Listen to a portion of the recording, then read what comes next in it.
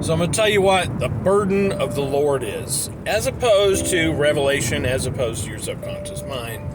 Your subconscious mind, for example, let's say that you know how they say sleep on it? You got a problem, and this happens with me all the time. The Bible says, we need to commune with our heart in the night season, so we learn about ourselves. It says that a few places, we've got a cleaner heart. So you need to get in touch with your hearts to know the difference between the spirit, your carnal mind, and your heart.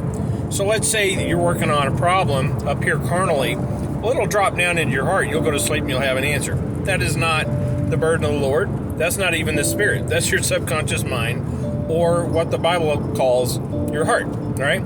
So revelation, though, is different than a burden of the Lord. Revelation is not reserved for the prophetic.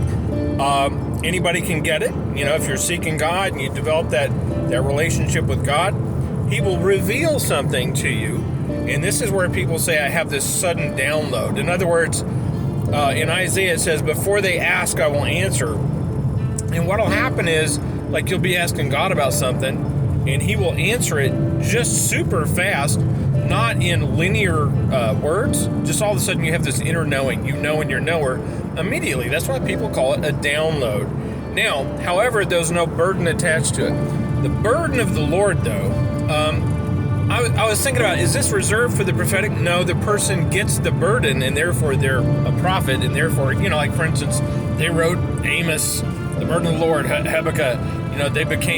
They had to get it on paper, dude. I'm going to tell you about a burden of the Lord.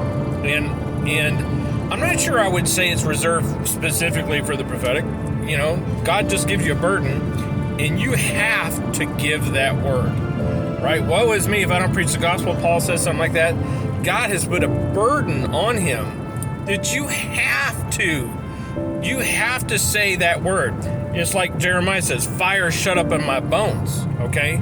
So I've had some open visions, very, very, and I think the burden of the Lord has something to do with the boldness, the clarity of the vision, the shockingness, the awness of it.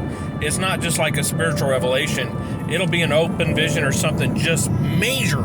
You heard from God, and therefore you have a burden to deliver that word. So it's a little different than revelation in your subconscious mind.